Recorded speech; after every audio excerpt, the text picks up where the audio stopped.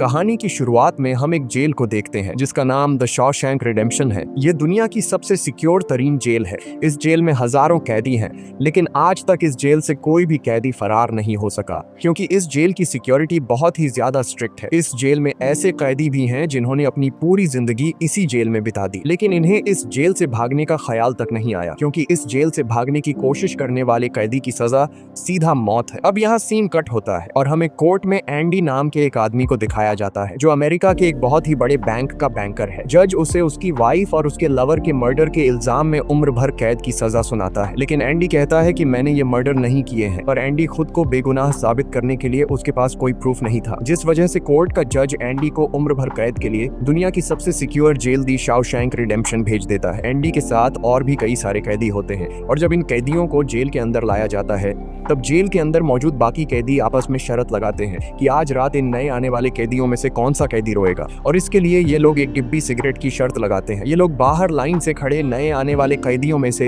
एक एक कैदी को चुन लेते हैं। तब रेड नाम का एक कैदी एंडी पर दांव लगाता है क्योंकि उसे लगता है कि एंडी बहुत ही मासूम है और वो बहुत ही अमीर घर का है जिसने कभी तकलीफ नहीं झेली, इसलिए उसे लगता है कि वो आज रात सबसे पहले रोएगा। इसके बाद सभी कैदियों को लाइन से जेल के अंदर लाया जाता है और हर एक कैदी को उसके सेल में बंद कर दिया जाता है। कुछ देर बाद रात हो जाती है और तब पुराने कैदी नए आने वाले कैदियों पर चिल्लाने लगते हैं ताकि उनमें से कोई डर जाए और रोने लगे, और ऐसा ही होता है। इन नए आने वाले कैदियों में से एक कैदी फूट फूट कर रोने लगता है और कहता है कि मुझे घर जाना है। तब वहाँ गार्ड आते हैं और उसे रोने से मना करते हैं, लेकिन जब वो आदमी रोना बंद नहीं करता तब गार्ड उसे सेल से बाहर निकालकर इतना पीटते हैं कि वह बेहोश हो जाता है। दूसरी तरफ रेड एंडी पर लगाया हुआ दांव हार जाता है और रेड समझ जाता है कि एंडी बहुत ही स्ट्रांग है क्योंकि इतना डराने के बावजूद उसने एक आवाज तक नहीं की। इसलिए अगले दिन रेड अपने साथी को सिगरेट का एक डिब्बा दे देता है क्योंकि रेड एंडी पर लगाया हुआ दांव हार चुका था। तभी हम एंडी को देखते हैं जो अकेला चुपचाप ब्रेकफास्ट कर रहा होता है। तब एंडी की मुलाकात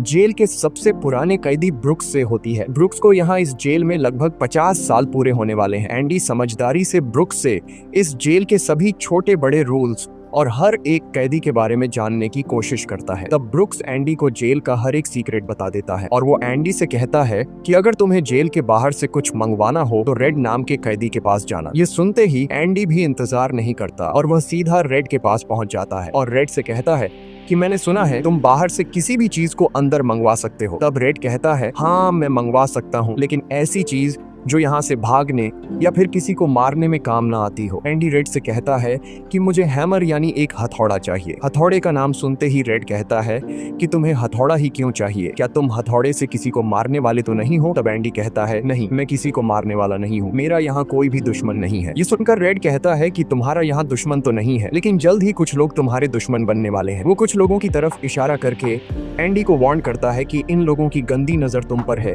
इसलिए इनसे बच कर रहना। अगले दिन एंडी के कहने पर रेड उसके लिए हैमर मंगवा देता है और जब वो हथौड़ा देखता है तो रेड हंसने लगता है क्योंकि हथौड़ा साइज में बहुत ही छोटा होता है और रेड मन ही मन सोचता है कि इस हथौड़े से जेल में सुरंग बनाने में 600 साल लग जाएंगे। इसके बाद रेड ब्रुक्स के जरिए एंडी के सेल तक हथौड़ा पहुंचा देता है। ऐसे ही दिन बीतते हैं और एक दिन जब एंडी लॉन्ड्री में काम कर रहा होता है तब वो 3 लोग जिनकी एंडी पर गंदी नजर होती है वो एंडी को पकड़ लेते हैं। एंडी उनसे अपने आप को छुड़ाने की कोशिश करता है और 3 लोगों को वह अकेले कंट्रोल नहीं कर पा रहा था, इसलिए ये तीनों पहले एंडी को खूब पीटते हैं और फिर एंडी के साथ गलत करते हैं। यह सिलसिला इसी तरह चलता रहता है। ये लोग हमेशा एंडी को पकड़ते और फिर उसे मारकर उसके साथ गलत करते रहते। इस तरह से 2 साल बीत जाते हैं और एक अनाउंस होता है कि छत की मरम्मत के लिए कुछ लोगों की जरूरत है। यहाँ कैदियों की एक टीम छत के काम के लिए तैयार हो जाती है जिसमें रेड और एंडी भी शामिल होते हैं। ये लोग सब अपने काम पर लग जाते हैं और छत पर उनकी देखभाल की जिम्मेदारी एक बहुत ही सख्त सिक्योरिटी गार्ड की होती है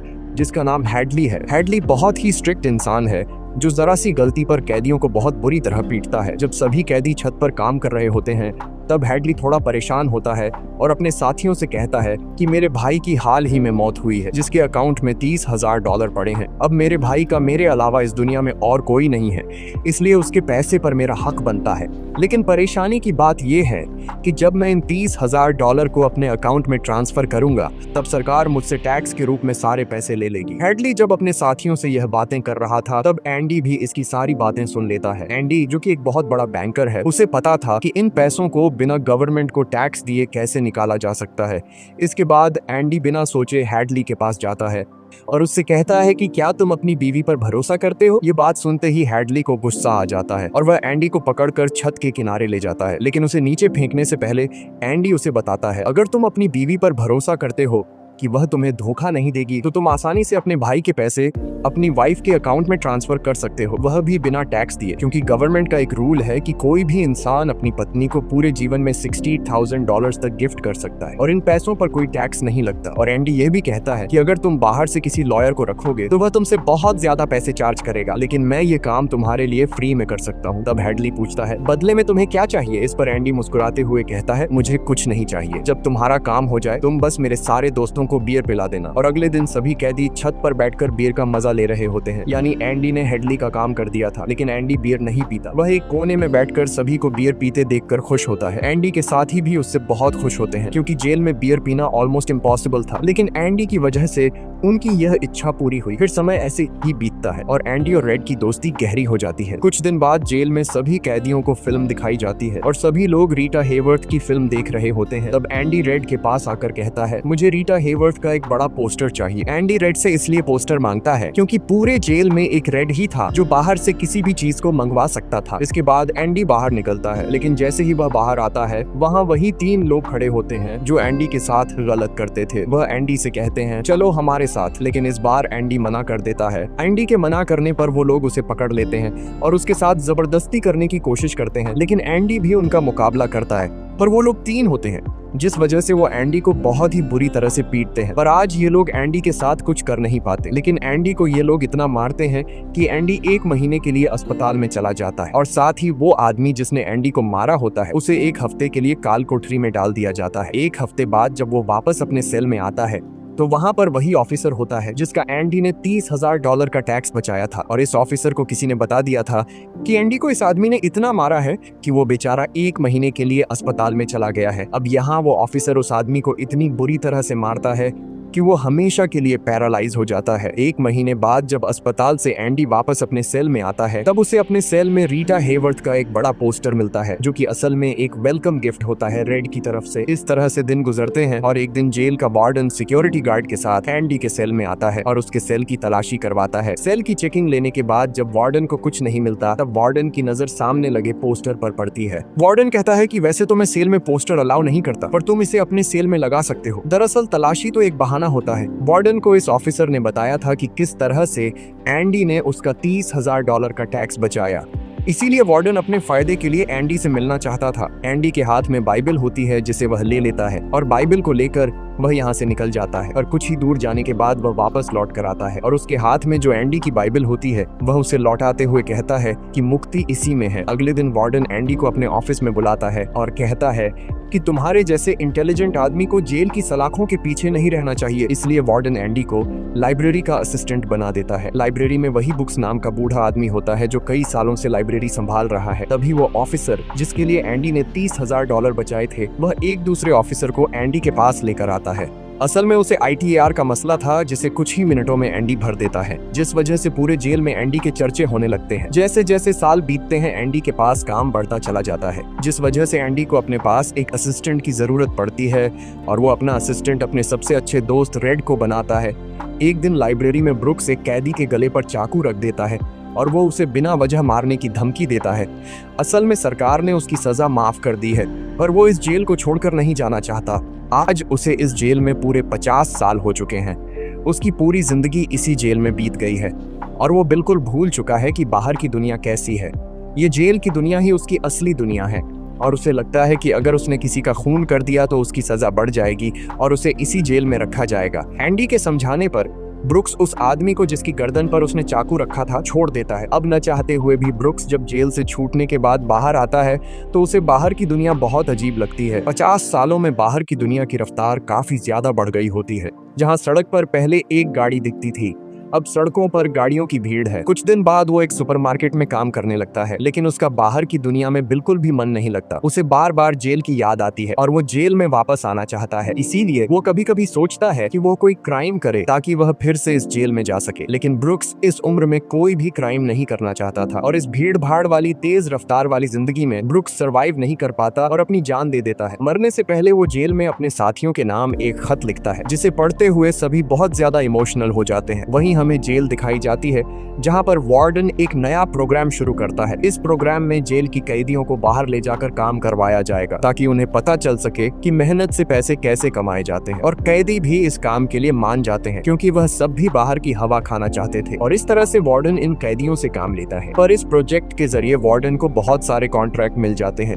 क्योंकि जेल के कैदियों की लेबर बहुत सस्ती होती है और जो बाहर की लोकल कंस्ट्रक्शन लेबर की टीम होती है उन्हें कहीं पर भी काम नहीं मिलता, क्योंकि वार्डन उनका काम आधी कीमत पर अपने कैदियों से करवाता है। और वार्डन आधी कीमत पर काम इसलिए करता है क्योंकि कैदी कोई लेबर तो थे नहीं जिनको वार्डन दिहाड़ी दे पाता। इसलिए वार्डन फ्री में कैदियों से काम करवाकर बहुत सारा पैसा कमाने लगता है और उसका यह पैसा ब्लैक का होता है। लेकिन एंडी एक बैंकर होने की वजह से वार्डन का सारा ब्लैक मनी व्हाइट में बदल देता है। दरअसल एंडी इन पैसों को एक ऐसे आदमी के नाम पर जमा करता है जो इस दुनिया में है ही नहीं, और वह उसके अकाउंट में सारा पैसा ट्रांसफर कर देता है ताकि अगर कल को पुलिस को पता भी चल जाए तो पुलिस एक ऐसे आदमी को ढूंढ रही होगी जो इस दुनिया में कभी पैदा ही नहीं हुआ। अब यहाँ जेल में एक नया कैदी आता है जिसका नाम टॉमी है। टॉमी बहुत यंग होता है और वह इस छोटी सी उम्र में कई सारी जेलों में जा चुका है। टॉमी एक बहुत ही फ्रेंडली नेचर का था, इसलिए उसकी जल्द ही जेल में बहुत से कैदियों से दोस्ती हो जाती है। एक दिन खाने की टेबल पर टॉमी सबसे कहता है कि मैं पिछले कई सालों से चोरी कर रहा हूँ, इसलिए मैं यहाँ की कई सारी जेलों में जा चुका हूँ और इस बार भी मैं चोरी की वजह से इस जेल में आया हूँ। टॉमी की बात सुनते हुए एंडी उसे कहता है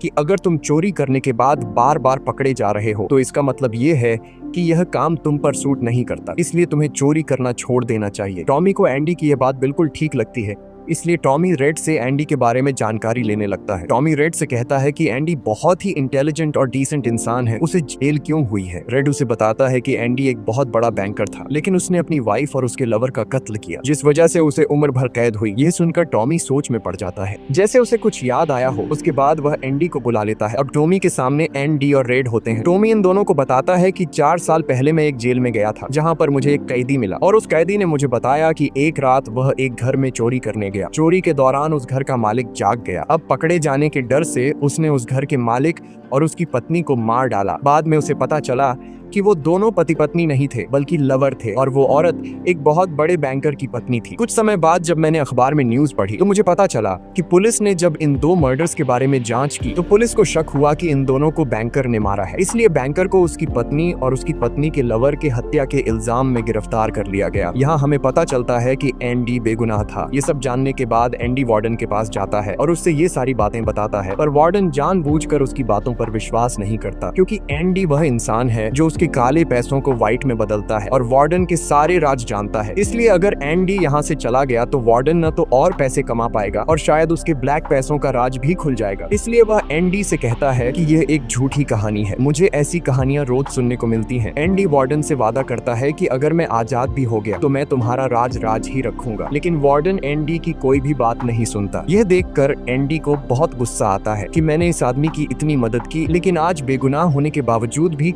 मुझे यह बाहर नहीं जाने दे रहा। इसलिए एंडी वार्डन पर चिल्ला पड़ता है। तब वार्डन एंडी को 1 महीने के लिए काल कोठरी में डाल देता है और उसके बाद वह सीधे टॉमी के पास जाता है और वार्डन टॉमी से पूछता है कि क्या तुमने जो बातें एंडी को बताई हैं वह सारी सच हैं।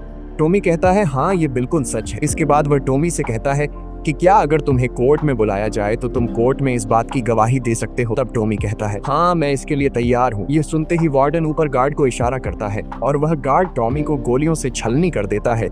इसके बाद वार्डन एंडी के पास जाता है और उसे कहता है कि टॉमी ने भागने की कोशिश की थी इसलिए उसे गोली मार दी गई। लेकिन एंडी समझ जाता है कि टॉमी को क्यों मारा गया और एंडी मन ही मन सोचता है कि वार्डन बहुत ही घटिया इंसान है। एंडी वार्डन से कहता है कि आज के बाद मैं तुम्हारा काम कभी नहीं करूंगा। तब वार्डन कहता है कि मेरा काम तो तुम्हें ही करना पड़ेगा वरना मैं यह जेल तुम्हारे लिए नरक बना दूंगा। और जाते हुए वार्डन सिक्योरिटी गार्ड से कहता है कि उसे 1 और महीने के लिए काल कोठरी में रखो। काल कोठरी एक बहुत ही खौफनाक जगह थी जहाँ काले अंधेरों में कैदी को पूरे 1 महीने रहना पड़ता था। अब एंडी इस काल कोठरी में 1 महीना तो बिता चुका था, लेकिन अब उसे एक और महीना उसी अंधेरे वाले छोटे से कमरे में बिताना पड़ेगा। बाहर पूरे जेल में ये खबर फैल जाती है कि एंडी उस गुनाह की सजा काट रहा है जो उसने कभी किया ही नहीं था। जेल के अंदर मौजूद सभी कैदियों को एंडी के लिए बहुत दुख होता है। अब काल कोठरी में पूरे 2 महीने गुजारने के बाद जब एंडी बाहर आता है तो रेड उसके पास आता है। एंडी रेड से पूछता है कि क्या तुम कभी इस जेल से बाहर निकल पाओगे? रेड कहता है हाँ, लेकिन तब जब मैं बहुत बूढ़ा हो गया होऊंगा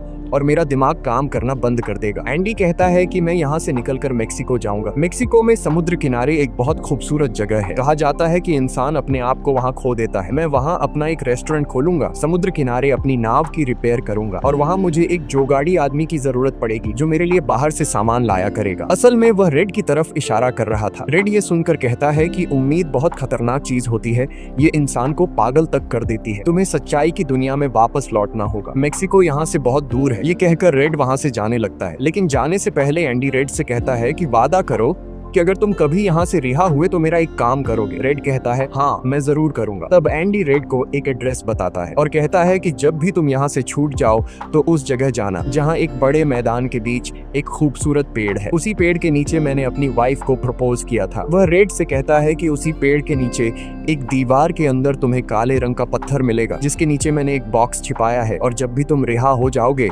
तो वहां जाकर उस पत्थर के नीचे उस बॉक्स को देखना कि उसमें क्या है। यह कहकर एंडी वहां से चला जाता है और सीधा वार्डन के पास पहुंचता है। वह वार्डन का काम पूरा करके उसके सारे डॉक्यूमेंट्स एक खास तिजोरी में रखता है। डॉक्यूमेंट्स रखने के बाद वार्डन एंडी को अपने कपड़े देता है। वह एंडी से कहता है कि मेरे कपड़े प्रेस करवा देना और मेरे जूतों को शीशे की तरह चमका देना। इसके बाद एंडी वापस अपने सेल में आ जाता है। वहीं दूसरी तरफ रेड आज रात बहुत परेशान होता है क्योंकि उसे डर था कि एंडी कहीं खुद को मार न दे। इस तरह से रात गुजर जाती है और सुबह होती है। सुबह होते ही सभी कैदियों के सेल के दरवाजे खुल जाते हैं और सभी कैदी बाहर आ जाते हैं, लेकिन एंडी सेल से बाहर नहीं आता। ये पिछले 20 सालों में पहली बार ऐसा हो रहा था कि कोई कैदी सुबह अपने सेल से बाहर नहीं आया। तब रेड की नजर भी एंडी के सेल की तरफ होती है और रेड की परेशानी बढ़ती रहती है कि कहीं एंडी ने खुद को मार तो नहीं दिया। तभी एक गार्ड बहुत गुस्से में एंडी के सेल की तरफ जाता है, लेकिन वहां पहुंचकर जब वह देखता है तो उसकी आंखें खुली की खुली रह जाती हैं क्योंकि अंदर सेल में कोई भी नहीं था और एंडी वहां से फरार हो चुका था। अब हम वार्डन को देखते हैं जो अपने जूते पहनने के लिए निकालता है, लेकिन उस बॉक्स में उसके नहीं बल्कि एंडी के पुराने जूते होते हैं। और तभी पूरे जेल में सायरन बजने लगता है और यह सायरन होता है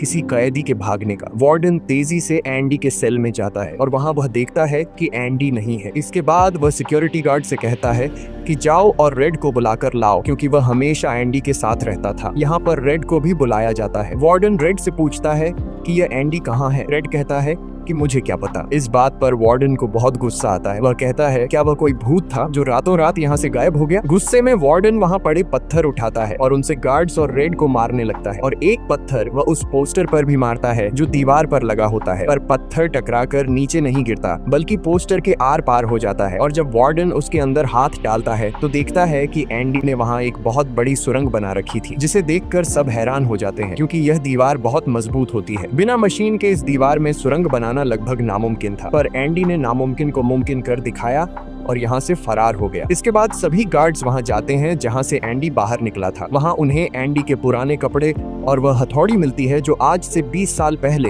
एंडी ने रेड से मंगवाई थी। ये वही हथौड़ी होती है जिससे पिछले 20 सालों से एंडी अपनी सेल की दीवार में सुरंग बना रहा था। 20 सालों से एंडी ने यह काम इतनी बारीकी से किया कि किसी को पता तक नहीं चला। साथ ही दीवार से जो भी मिट्टी निकलती थी वह उसे अपनी जेब में रखकर ग्राउंड में बिखेर देता था। एंडी ने आखिरी बार जब वार्डन के लिए काम किया था तो वह वार्डन के काले पैसों के सारे डॉक्यूमेंट्स अपने पास रख लेता है और उसके पास जो उसकी बाइबल होती है वह उसे वार्डन की नजरों के सामने चालाकी से उसकी तिजोरी में रख देता है और एंडी वार्डन को ऐसे दिखाता है कि जैसे ये बाइबल नहीं बल्कि उसके डॉक्यूमेंट्स हैं। साथ ही वार्डन ने जो अपने कपड़े उसे प्रेस करने के लिए दिए थे, एंडी पहले वार्डन के कपड़ों को पहनता है और फिर उसके ऊपर अपने पुराने कपड़े पहन लेता है और वे जूते जो वार्डन ने उसे शीशे की तरह चमकाने के लिए दिए थे, एंडी उन्हें पहनकर निकल जाता है। रात को जैसे ही सारी लाइट्स बंद होती हैं, एंडी अपने सेल में की गई सुरंग से बाहर निकलता है। इसके बाद वह एक गटर का पाइप तोड़ता है और उस पतले से गटर के पाइप में रेंगता हुआ उस जेल से फरार हो जाता है जिससे आज तक कोई भी भाग नहीं सका था। हालांकि एंडी जिस गटर के पाइप से रेंगता हुआ बाहर निकला था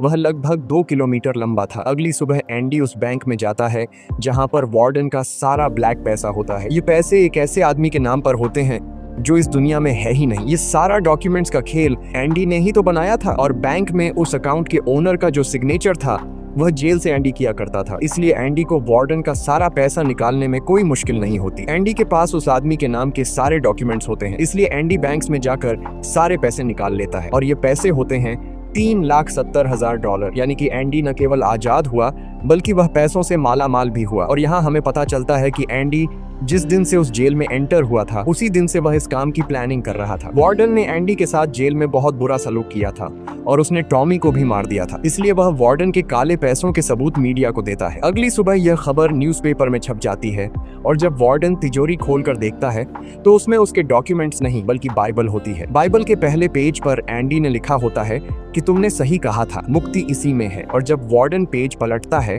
तो वह देखता है कि वहां पर हथौड़ी का एक निशान होता है। दरअसल एंडी ने बाइबल के पेजेस को हथौड़ी की शेप में काटकर एक सांचा बनाया हुआ था, जिसके अंदर वह अपनी हथौड़ी छिपाया करता था। और आज से 20 साल पहले जब वार्डन पहली बार एंडी की सेल में गया था और उसने एंडी की बाइबल उसके हाथ से लेकर वापस उसे लौटा दी थी, उस समय भी वह हथौड़ी उसी बाइबल के अंदर थी। यह देखकर वार्डन को एक बहुत बड़ा झटका लगता है। दूसरी तरफ वार्डन के काले पैसों की खबर पूरे शहर में फैल चुकी थी, इसलिए जेल के बाहर रिपोर्टर्स और पुलिस वार्डन को गिरफ्तार करने के लिए आ रही होती है। और इससे पहले कि पुलिस उसे गिरफ्तार करती, वार्डन अपने आप को गोली मार देता है। कुछ समय बीतने के बाद एंडी के दोस्त रेड की सजा भी माफ कर दी जाती है और उसे गवर्नमेंट की तरफ से एक नौकरी भी दिलाई जाती है। पर बाहर की दुनिया में रेड का दिल बिल्कुल नहीं लगता, क्योंकि उसने अपनी जिंदगी के 40 साल जेल में गुजारे थे। रेड भी उसी कमरे में रहता है जहाँ पर ब्रुक्स रहा करता था, और रेड भी अपनी जान देना चाहता है। और तभी उसे याद आता है कि उसने एंडी से वादा किया था। इसके बाद वह उस जगह के लिए गाड़ी में रवाना हो जाता है और वह उस बड़े घास के मैदान में जाता है